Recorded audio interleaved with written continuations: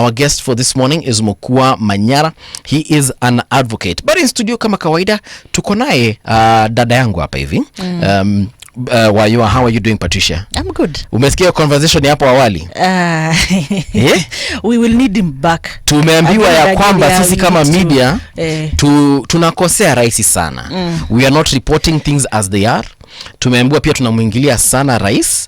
Na ningependa niulize tu our guest for this particular hour, Mr. Mokua. First of all, welcome to Radio Generation. Asante.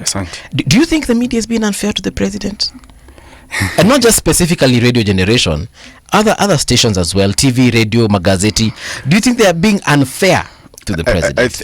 I think the media should be let to do their work. That's my view. We have media freedom in Kenya, and they should report however way they want. The government should not dictate what the media reports. They have the national media stations. They can use them to advance their agenda if they think the private media is not doing what they want to do. Right. Yes. But do you think that question of fairness or unfairness, or on that scale, is the media fair or unfair? It's my view that the media is always on the ground, so they will report facts as they are on the ground. Okay. So what we always see is what is on the ground. And if they cover live coverage, really, it's live coverage, it's fair, it's neutral. And at some point we've even seen the government trying to curtail live coverage of protests. Then who do you think in this case is trying not to be fair? All right. Yes. Okay. One who is covering live or one who's ensuring that live coverage stops. Yes. Story for another day. Yeah, that is a story for another day. I just need to get it from someone who's not in the media, because everyone else, unfortunately, in this office is in the media, so I couldn't have asked them that same question. Karibu sana. Asante. I'm happy. Thank you for inviting me. Yeah. Yes, I'm happy to be here. Okay. Let's get right into it. Yes. Employment law. I'm sure we have several employment laws. Maybe you can just point to us one specific one that employers and employees need to focus on. First of all, the employment law in Kenya is developing landscape. I think with the Employment Act of 2007, the employment regime in Kenya took a pro-employee philosophy kind of, in a way that I would say that the employment laws kind of protect the employee more than they protect the employer. What we have in Kenya is, of course, it tried to shape how the employers and employees would relate in the employment landscape, but then we are very, very far away from what we'd expect.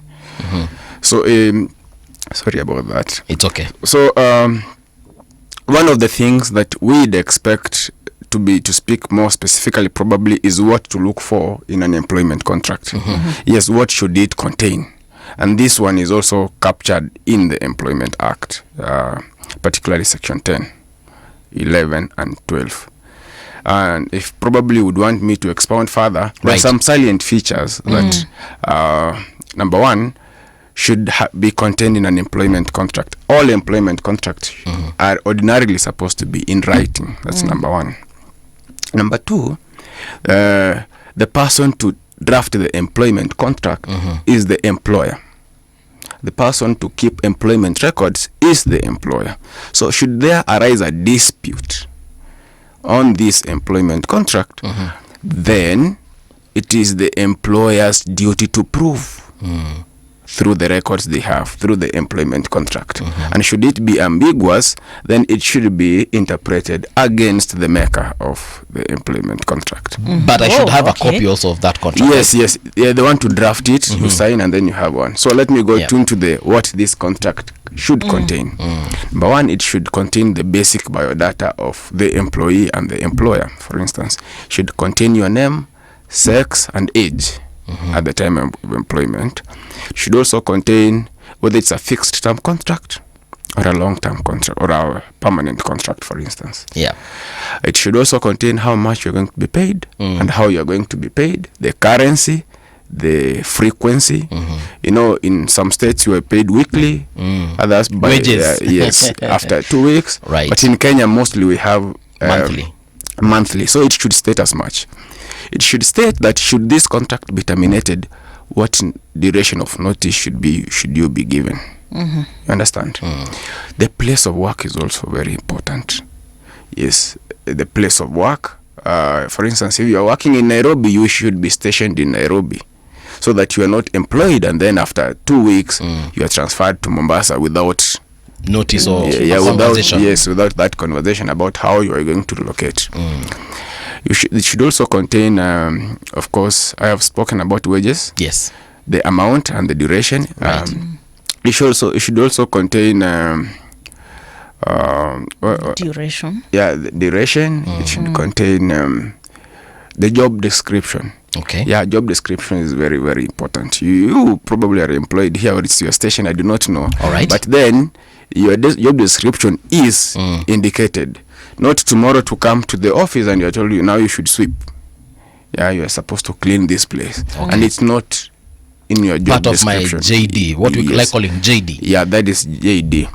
And any other specific particulars that they would either be in the contract, but most importantly, I have come to realize, and there's a dispute I'm doing in court about this, that if this employment contract has a probationary term, right, then it should be in the main contract. You should not be referred to your employment policies or to the law as to be being part of the contract. I don't understand. Come again. If there's a probationary period, yes, for my employment, yes. So, for example, many companies will employ for the first 3 months or 6 months, yes, and you are put on probation. Yes. Ndio waone utafanya kazi namna gani. Yes. If after 6 months you perform well, they now give you full employment. Yeah, full employment. If after 6 months haufanyi kazi vizuri, unaenda nyumbani. Terminated, or you can also be terminated during the period of this probation. Okay. Given notice. Sometimes they give you 7 days notice. All right. So now you're saying that this probation period should be included where? If your employment contract or your employment agreement is subject to a probationary period, then the fact that it's a probationary period, it should be in the main employment contract.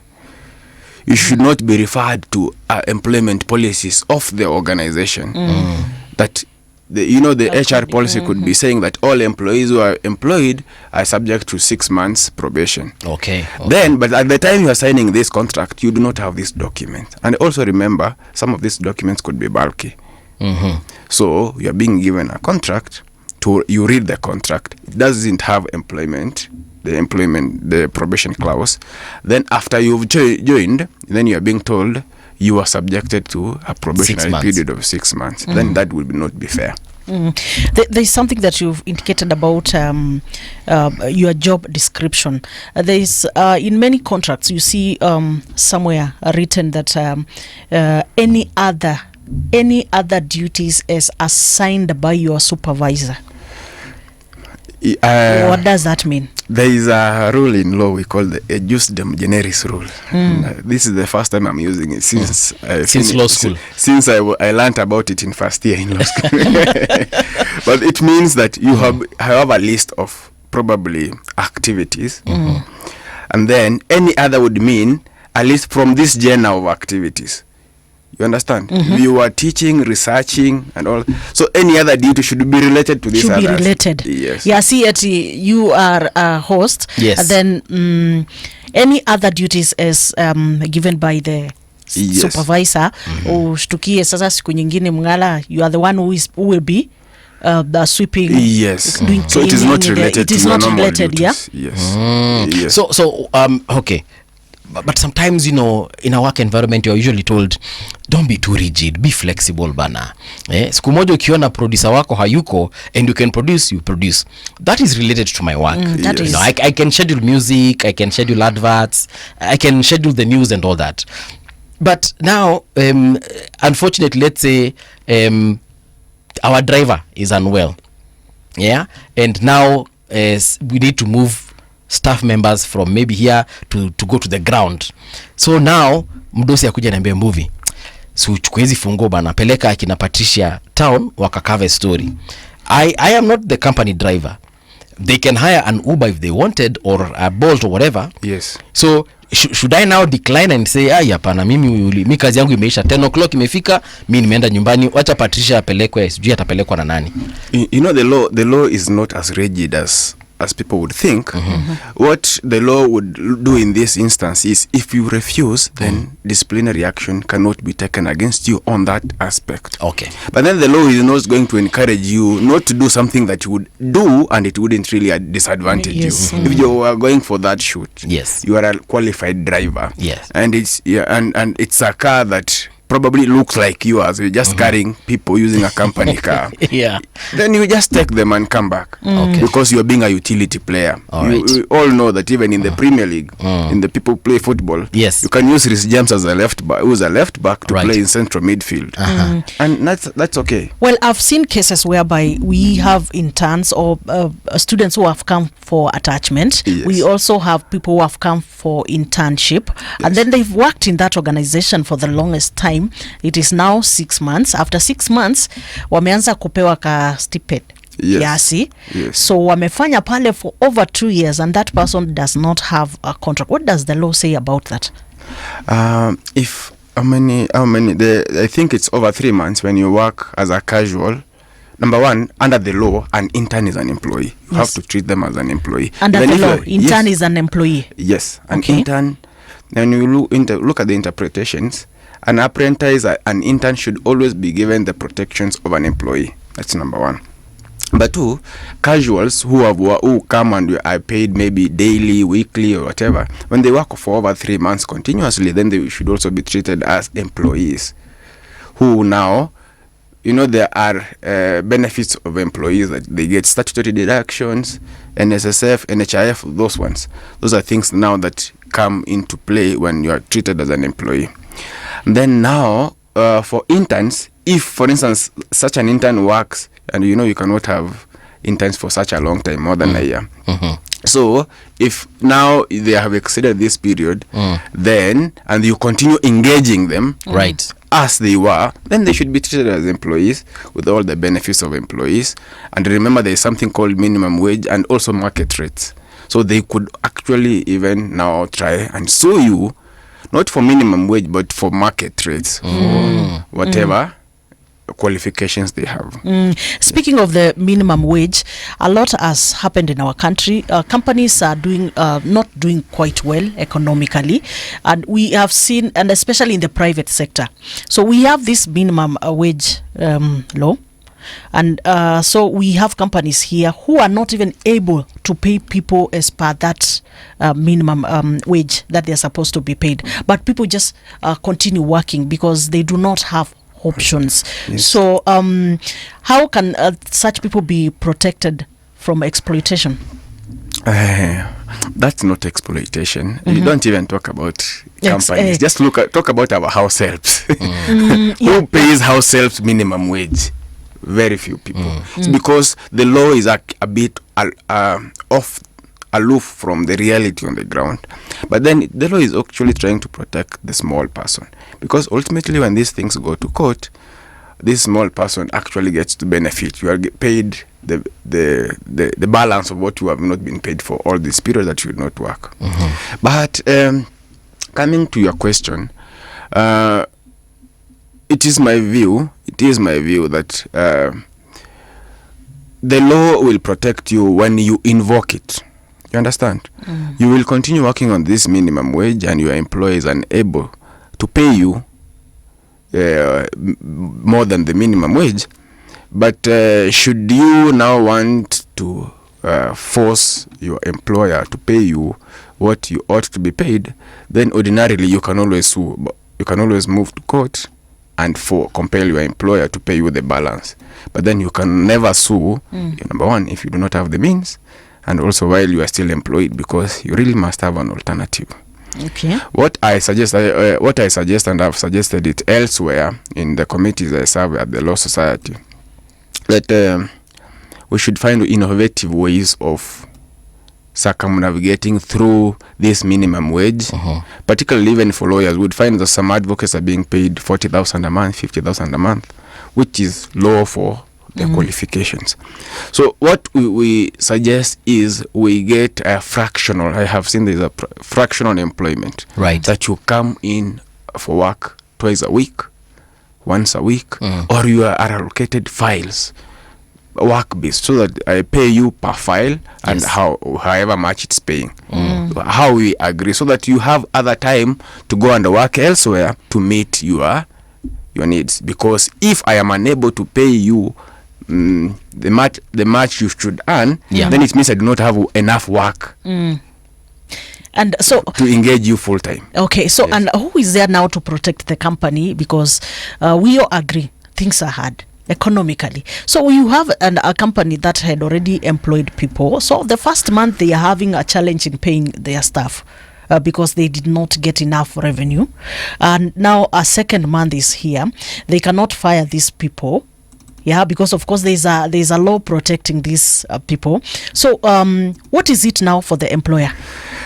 We always tell people, companies, businesses, whoever you are, before you start business, engage experts.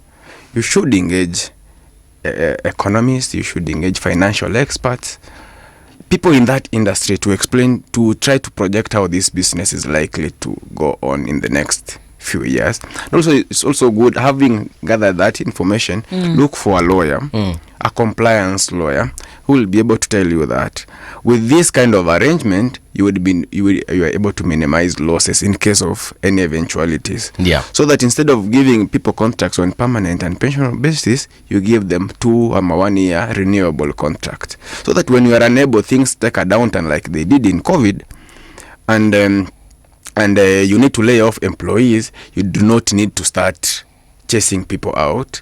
You can just wait for the 3-4 months in which you are unable to pay them expire, then you do not renew those contracts. You understand? And like when you had given people 10-year contracts, Right. and then things become tough, and then they have like 8 years remaining on their contract, and they insist they have to be paid for that before they leave. You understand? So it's about planning. It's about, for an employer, of course we have the Employers Federation of Kenya. We have so many other employer organizations, but Right. most importantly, the law presumes that at the bargaining table, the employer is on a better bargaining power than the employee. That is why the law will always protect the underdog. Yes. Now, in terms of contracts, if we can just go back to that one, there's some, like, I remember I've worked in media my entire life. Yes. I remember there's a time I went to a particular company and I was given a contract that was about 15 pages long. Okay. And in another company, it was literally a sheet of paper. And in another company, 2 pages, the cover page, and then the page that has got more or less the contract, and the last page where, I was signing. So why is it, and these are same media houses, different media houses rather, the JD is the same. So what should not be, because if I look at some of those contracts, I was like, hey, hizi stories zingine ni mingi, and to be honest, I didn't read everything. Me, I just went, I looked at the place where there is the price, or rather the salary. That's what most people check. And I went to the signature. That's what most people, that's the most important. Yeah, hizi zingine 17 pages surely. Me as was nice idea. So why is it that they're like that, they're different like that, and yet same job description, kila kitu?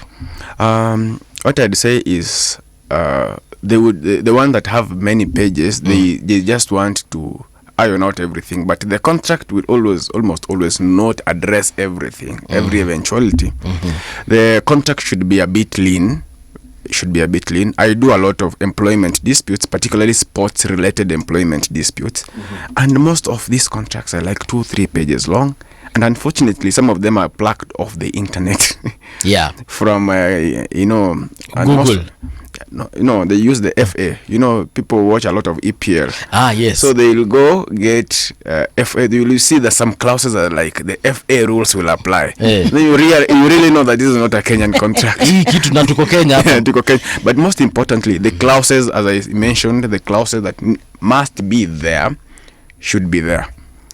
But then you don't need now to exhaustively say that, or if this happens and not, those long paragraphs in a clause. You just say, if you are going to be paid the 100,000, you're going to be paid 100,000 in these durations. Okay. If there is commissions, you indicate it there, and then you can have an addendum, or that is as long as you would want. Okay. That would be now negotiated later on. Okay.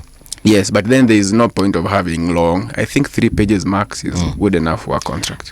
In terms of salary, yes, when you're negotiating for your salary, so you come into an office with you meet your future employer, then akwambie Mokua, I am offering you 150,000. This 150,000 that you've been offered, is it gross or is it net, or what is it that you've been offered? That is a contractual. You are discussing. That is business. Yeah, that is business. Whatever you agree, whether it's gross, whether it's net. Whether it is, some people also negotiate there is this other aspect. Yeah. Contract for service and contract of service. Employment contract is contract of service. So the employment landscape in Kenya, employers are becoming ingenious together with the employees, because the contract for service also helps them. A contract for service is like we are an independent contractor. You come in as a consultant, you do your thing, and you go. You are the one who manages your time, your tools, and whatever it is. Okay. But now, and with that, what the employer does is just to pay you less 5% withholding tax. Right. So they do not have payee obligations. They do not have insurance. Yes, insurance obligations and NHIF. Sana payee, NHIF. Yes. Okay, excuse me, SHA. NSSF. Yes. SHIF. Now they call it SHIF. Yes. But now you see, when you go to court, in case you go to court, it's not often, but in case you go to court, the court will always look at how your relationship was to determine whether it was an independent contractor relationship or an employer-employees relationship, because there are various other obligations, even if they were not on the contract, that will attach the employer in case of termination. You understand? And remember, independent contractor kind of relationships will also have a contract kind of, and even if that contract is there, we will still go further to look behind this contract. How was this employer-employee, was this agreement couched, how was it effected, how was it implemented? If you are coming to work at between 8 and 5, you are subjected to HR practices and everything, you cannot be said to be an independent contractor, even if the contract says so. Yes. All right. Again, in terms of salary, I have come and I have accepted the 250,000 salary. Then in the process of me doing my work, and this is now salary, forget independent contractors, in isalo, ninakatwa shift, ninakatwa pay, ninakatwa hizo vitu zote. Then I come and discover that my colleague now, in this case Patricia, we are working the same job. The JD is exactly the same. The functions, we get in here at 6, we leave at 10. Then I discover she's making 500,000. Am I allowed to go now back to the employer and say, hey, hapa kidogo mumeniibia, mimi mnanipatia 250 lakini naona hapa Patricia mnampatia 500? Am I allowed to go back and renegotiate my salary? Because we are more or less doing the same thing. Renegotiation is never a problem. The problem, according to the law, now you see, you negotiate the time you came to negotiate for your initial contract, it was you and the employer. The employer. It is a private contract between the two of you. Right. It would depend also on experience, the time of negotiations. Let me give an example that I like to give, because this is a space that I play football. Okay. These are very many disputes that I use. When our players, when Oliech Baby probably came back to Gor Mahia, he was a striker, and also there was another striker in the team. He negotiates for his salary and is given maybe 2 million a month. There is a striker in that team who is earning 100, but they are doing the same job. You understand? But they are different profiles. Doing the same job but different profiles. This other striker earning 100 will not use Oliech as a bargaining chip and probably demand more. It can only demand more based on negotiations, not based on law. Okay. You understand? Okay. What about the is it the job? What's the market? The job rate? I mean the market rate. Sorry, yeah, the market rate. Like let's say for Oliech, strikers in other teams, how much they are paid? Is there something like the market rate? This is there could be a market rate, but then there are very many other factors that apply, particularly in sports. Kenyan sports has not developed as much, but the profile of a player, for instance, when Neymar was being signed from Santos to Barcelona, many other things were being looked at because his profile as a player is a celebrity, a bigger celebrity who is likely to attract more people to watch the team play than any other player. So he's bringing in more revenue, and hence he is entitled to more. You understand? But most importantly, you also need to look at the company's internal policies, because you can base your argument legally on a company's internal policies. I've also worked with the police. Now, let me give you an example. All right. And this is police. They are governed by standing orders, but then they also have their own internal policies and manuals. So when you are employed, you can either be employed on inspectorate level if you have a degree, or at the nini level. This cadet level and the basic level of the wanawaitanga constabular level. Yeah, they have policies that if you are employed at constabular level, probably your starting salary is 18 to 20,000 there. That is basic. And the other, they start at over 30. So if all of you have been employed uniformly, because the employment is uniform, and you realize that I am being paid 15 while the others are being paid at 18, then you have a claim. Under the law, of course, police officers do not sue under the Employment Act. That's given. But you have a claim under the law, and also under the policies. They have their policies.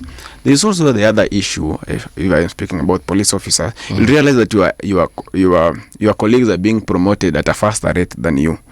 There is also HR career progression manual, policy.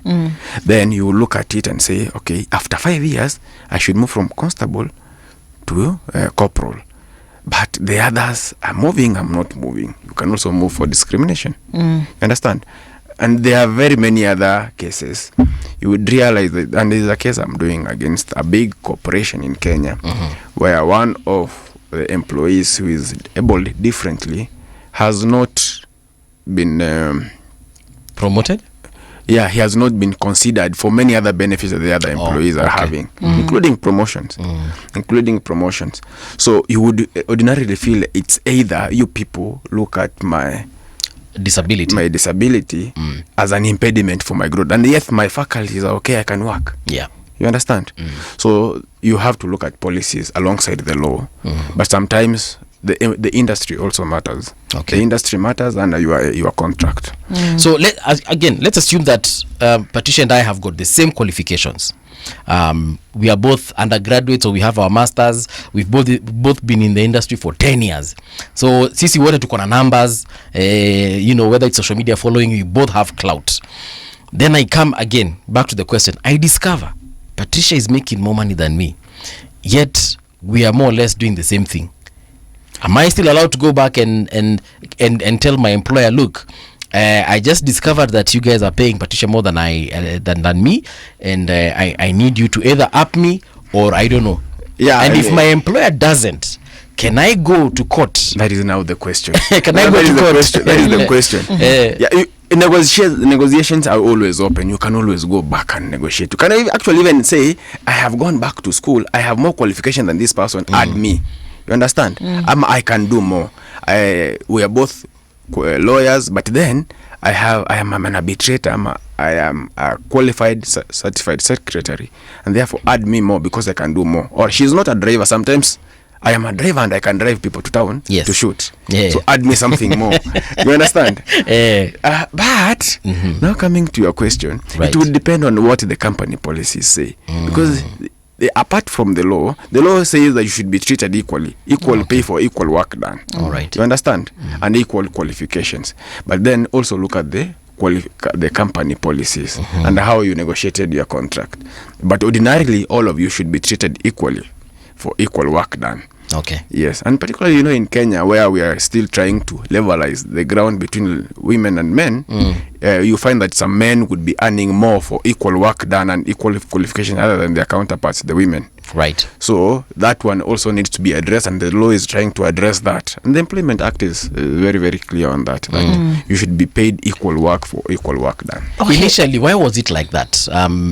In terms of men are paid more than women. What was the notion? Is there like a specific reason, or it was just because of us being a patriarchal society? It's just being a patriarchal society. Yes. You know, also remember that men were probably considered they have more responsibility. Yeah, which is true. I do not think so. I do not think so. Okay, let me just deal with you on that. Because, I don't want to. Yeah. Listen, I'm not saying that women shouldn't get equal pay. I'm just saying that men have got more responsibilities, financial responsibilities.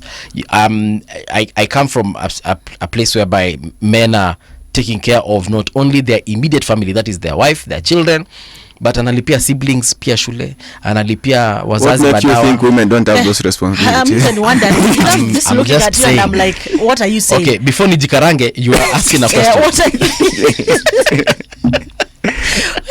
okay, so let us just look at, I want to look at maybe the government. Yes. The government has, kuna public service, is it public service commission? Yes. Na pia unapata different agencies ama arms of the government or something, unapata wanalipwa mishahara tofauti. What is it? Yes, you know, different arms of government, those are different employers. And they have their own internal policies, internal structures in how they pay. For instance, when the Chief Justice William Mutunga took over as Chief Justice of the Judiciary, he made some reforms in terms of HR, and they put in place career progression guidelines. And that is for judiciary. For judiciary. But initially, the judiciary was the employees were among the least paid in government. But now, I think they are among the best paid. The AG pays a bit less than the ODPP. Actually, much less. Probably because they are a different department of government. But for them, the avenues, they're now looking at it commercially, the avenues for growth for the AG, they are wider because you can work throughout all the ministries. Okay. You understand? When you go to the ODPP, your salary, probably your basic salary will start at 80, while the AG, it will start at 40 something. Okay. But for AG, you will keep on growing. For the ODPP, you would not really grow because you are only going through the ranks of ODPP, and it's just a constraint. Constraint. And I have consulted for a few government agencies. You come to realize that state corporations or SAGAs, the semi-autonomous government agencies, their salary scales are a bit higher than mainstream government. And that's the mainstream government. For instance, when you look at the GDC, Geothermal Development Company, I have not worked for them. That's why I am referencing them. You know, it's a small entity. You have been employed there on a permanent and pensionable basis. You ordinarily would want to grow throughout the radar and become the CEO. But then there are very few opportunities for you to grow as opposed to mainstream government. In the ministries, you can move from the Ministry of Labor to Ministry of Energy in another department because you are in the mainstream government. So you can have a lower salary but higher chances of growing because it's wider than in a smaller entity. Because if you are posted in GDC, you're going to stay in GDC all your employment life. So your salary scale will start at a higher level because chances of it increasing are minimal. Minimal, yes. Now, how will you know market rate of anything? Again, so let's say you've said like at the GDC, you might enter there and then your salary is X amount. So let's even give it a figure. Let's say it's 80,000. And at the time of employment, I go there, and because I don't know, the employment panel asks me, how much do you expect in terms of salary? So assuming this is not a government entity, it's a private because entity. Government entity SRC will always hizo zinakuanga kwa nini. So if I go to a private company and then they ask me, so how much do you expect your salary to be? And because maybe from the place I used to work before, I used to earn 20,000, mukini upgrade at 10,000, for me 30,000, that's a lot. So I come in and say, I am looking at 30,000. and maybe the market rate for the position that I'm interviewing for is probably even 150k, but because I don't know, I say 30k, and then kampuni yone yani tuna save 120, patieni mtu kazi haraka sana, muongeze 10 alafu waniambia as a matter of fact movie will upgrade you to 40,000. So start on Monday. I'm not going to give a legal answer. I'm going to give a street smart answer. Because the law doesn't always apply in a vacuum. Okay. When you are applying, if, for instance, I want to work here, the first thing I do is, of course, I'd apply, of course, like any other person, but I'd look for people who work here and try and understand. Even if you don't tell me how much you are earning here, I would want to do a research. You people never say. But you would want to see what car they drive, how they dress, where they live, and then you also look at other industries, other similar industries, how people are paid, where you are coming from, how much you are being paid. And then, of course, we are going to the interview panel and tell them, this is how much I earn. Or if I feel like these people here pay a lot more, I'm not going to tell you the exact figure of how much I earn. I'll tell you I earn about this, and I'll inflate it a bit so that you know I have a base that I cannot go below. Yeah, you are just being street smart. Okay. I have a base. I work at Nini, I earn this, but I have commissions that take my money to around 200. And I happen in a little 80. Happen in a little 80. But I earn up to around 200 because I have seen that movie probably earns 300, and then if I am earning this and you want me to leave that place, you can give me 350. Can you take? It's negotiable. It's negotiable. After that, me, I can take anything between this and this, and it is. And if there is room for growth as I prove my capabilities, you can keep adding me, and that's okay, because then it's also not good to be fixed. But it's also good to do market research for yourself, because there is no fixed amount. The industry, Safaricom will pay better than Airtel because they have profits. All right. They have higher profits. KCB will pay better than family because it's bigger than family. So let's assume I've done my research. Nikuje niangalia other presenters here nione fulani ako na Mercedes, mwingine ako na Range Rover, fulani ako na a Lexus, niseme hapa nikiangalia watu hapa ni kama ikienda chini sana, mtu wa chini hapa analipwa 400. So I come here and I tell my boss or future boss, now me akiniuliza hapa kwa mshahara mwambie mimi sichukui anything less than 300. Mdosi anaangalia hivi aseme huyu ni kama elewi. Aniambia movie, you either take 50 or you go home. You see, now I had already quoted 350, but now these guys have told me, my friend, it's either 50 or you go home. So now what happens there? Do I accept the 50 and go like it depends, because now I'm desperate. Maybe I've been jobless for the last 3 years. Am I going to leave 50,000 really? Considering I have nothing. It will depend on your situation. That's my view. Okay. But Mimi, what I do market research, and I even tell you, I know you pay between this and this for this particular job. Yes, for these qualifications, and I have more. So please, and I can do more. You see, you pay for Mbuvi for this. He has these qualifications. He has this clout. Because that also nini. Na hata mimi niko na Instagram followers, my friend. Nikisema pale that I'm working for this, you are going to get more traction, right? More advertisement revenues and everything.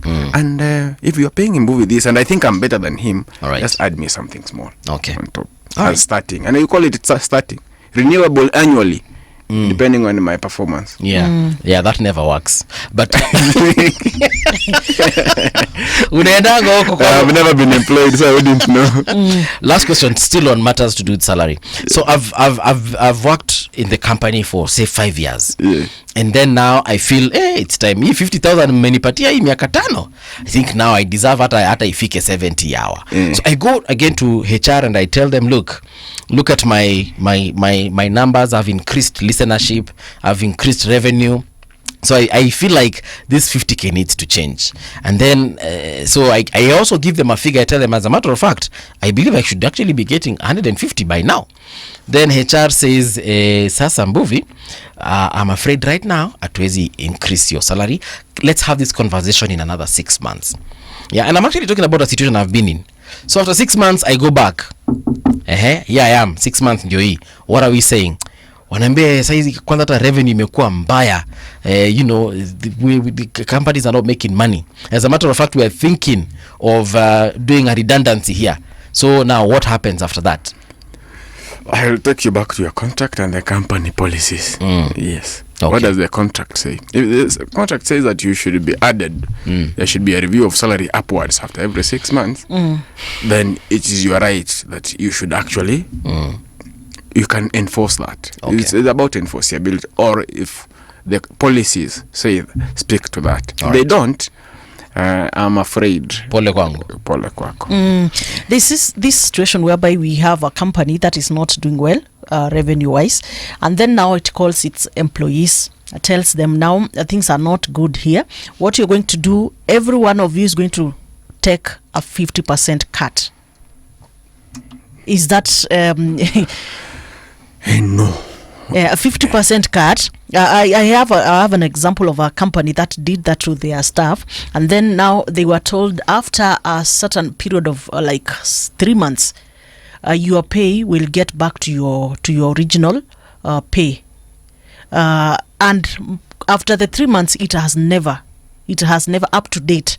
That is something that is enforceable, because if your contract did not foresee, you know, in every contract there's something called force majeure. That an act of God, something has happened. COVID has come.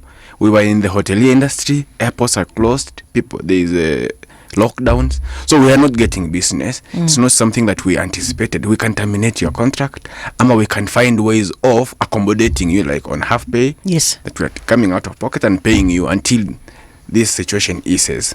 That is something that can be addressed. But then you cannot wake up one day and decrease salary of an employee, even 1 single shilling, without justification.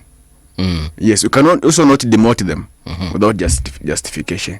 That is something that is enforceable in a court of law, that you are actually punishing this employee. Unless it is in your policies that if you do 1, 2, 3, you are liable for demotion, like they do in the police. You can be deranked. Okay. You can go 1 rank lower, which would come with salary deductions. But you have to go through the disciplinary process. You have to go through the whole disciplinary. They cannot just say, you have done this. You have to go and explain yourself. You have to be given a right to be heard. Right. With all the processes as per the policies of that company. But you cannot just wake up one day and say, now we are going to deduct your salaries. You can say that we are going to deduct your salaries because we are unable to pay now, but these balances we will pay them should after accrue. they should accrue after 3 months. We should be okay. We should be at a better place, and we will pay whatever was accrued and Get your back to normal 100. salaries after 3 months are here, still things have not improved. Bado tunaendelea hivyo hivyo. Yes. And you see that is a fundamental breach of contract. If the contract was saying that you were supposed to be paid 100, you are being paid 50, and you are requested to take half for 3 months, and then the full pay benefits will be reinstated, you can actually resign and claim what you call constructive dismissal. It's also another interesting concept in employment law, that when the employer behaves in such a way that you believe that they have fundamentally breached your employment contract. For instance, we were employed to work in Nairobi, and that was the agreement, and then siku moja unashtukia umetumwa Kisumu, mwambia report to Kisumu tomorrow. You are unable to nini.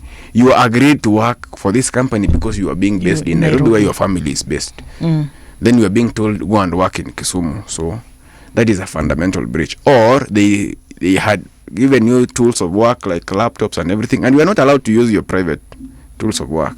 Then one day you find that they have taken them, so you are unable to work. That is also a fundamental breach of contract, but each case on its own basis. But employee salary deduction is one of the fundamental ways in which you can terminate your employee. You can resign and claim that you've been terminated actually by the employer. That's what constructive dismissal is.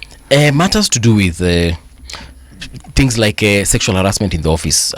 Those ones fall under still employment law? Yes. All right. So assuming I am accused by a female colleague of sexual harassment, Or a male colleague. or even a male colleague, and there is absolutely no proof that I harassed this particular colleague sexually, So now what happens in such a case? Because it might have happened, it might not have happened. Maybe there's no evidence in terms of hakuna cameras ziliweza kucapture that particular incident, but the party feels very aggrieved. They were assaulted, maybe they were touched inappropriately in the office, something that they did not approve of. Or you spoke to them inappropriately. Yeah. Exactly. So how do you go about that? Because I've seen many people's contracts being terminated because a colleague of theirs went and said, fulani amenifanyia kitu fulani, aliniguza kwa njia fulani ama aliniongelesha kwa njia fulani.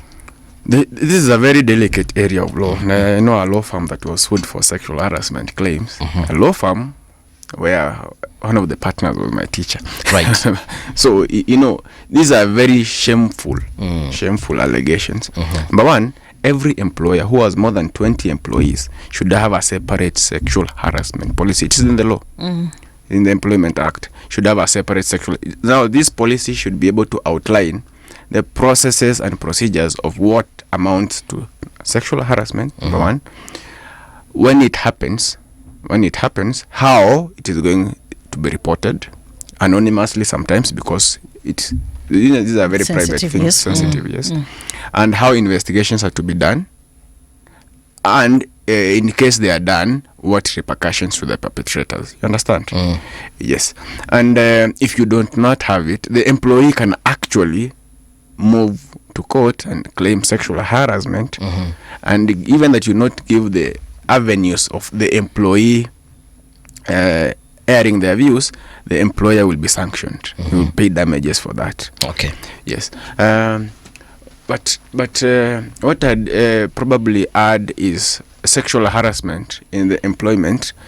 It can only happen if the person doing the sexual harassment is probably sometimes of a similar rank or a higher rank than you, because then they have more influence over you in the employment space. Yeah, that's all I can say. Because I was looking at it from the perspective of, now I've come to Radio Generation, nimepata Mangala movie na tumeanza relationship na yeye. So I want to look at it from the perspective whereby it doesn't look bad in terms of law in the company, like workplace relationships. Sometimes people turn them out to look like it's bad. It's bad. According to law, is that bad? Yeah, it's not bad. I have seen, actually there was a decision the other day where someone was sacked for having a workplace relationship, and it was held to be unfair termination. Remember Bill Gates married Melinda Gates when he was CEO of Microsoft, and she was working there. So one of the best ways of the best defenses of sexual harassment is just you to get married. Okay. Just get married. But workplace relationships, in my view, and some people get their spouses from the workplace. This is one of the, even Obama and Michelle was Obama's boss, supervisor in the law firm they were working at. Okay. It's not bad, but then there should be a policy that regulates how the two of you interact. Sometimes you need to sign some papers if you want to start a relationship. Oh. Yes. We go to the HR, we tell them, now me and Mungala, we are starting a relationship. It is not, even if this one is kind of my supervisor, but we have agreed consensually that we are going to have a relationship privately, so that you do your thing. None of you is going to bring a sexual harassment claim against the other or the company. So it's that simple.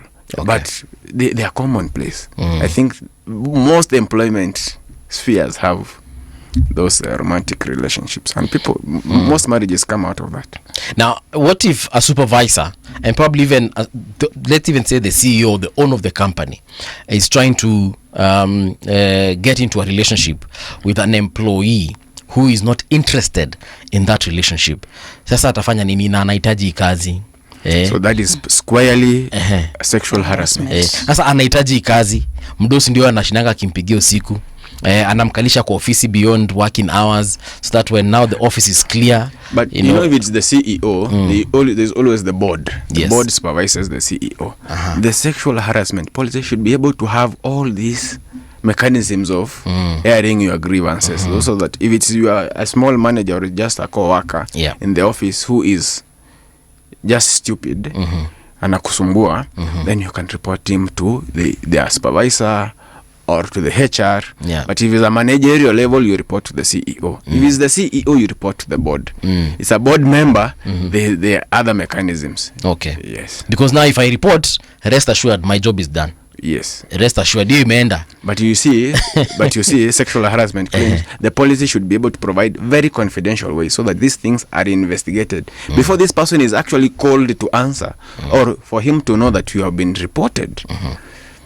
Then these people believe this claim to be true. Okay. So there is absolutely no room now for sanctions against you. But you can always report, even if it's frivolous. Then they will investigate their own ways. You provide your money, they look at it. If they find it frivolous, then they just tell you, we do not think we have seen any claim here. Just continue with your work. Yeah. Yes. Or look for better evidence next time. Yes. Record this guy. Yes. Or this lady. Yes. We? Or get a witness. Or get a witness. All right.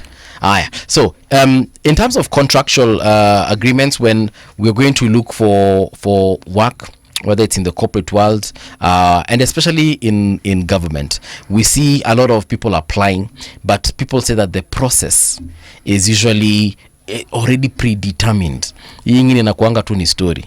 Sana sana watu wa gava inasemekananga hivyo by the time you are applying for a position in government. So if I feel like I applied for this position of being a county commissioner, for example, but I see Patricia has been employed and I was more qualified than Patricia, can I have a complaint against that? Yes.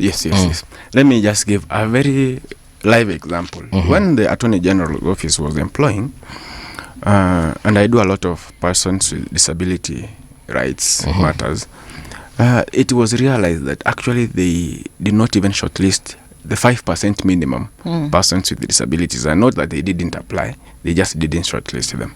And there was a clamor for them to move to court and compel the AG to re-shortlist so that at least Article 54(2) of the Constitution is obeyed. At least you reserve at least 5%. And for you to employ 5% of these people, you have to shortlist at least 10% so that at least 5% are these positions reserved for at least 5% of the people. But then I think there were very many of them who applied, and I do not think they managed to move to court and enforce this. So it's something that is always happening. Debatable. Yeah, it is always happening. All right. Yes. So thank you so much, Mokua Manyara, for this particular conversation. I hope Wakenya wamesikia in terms of especially those who are employed, na sana sana Gen Z when you wanatafuta employment. I hope they have understood some of these things that we've spoken about. So thank you so much for your time. Asante, nashukuru.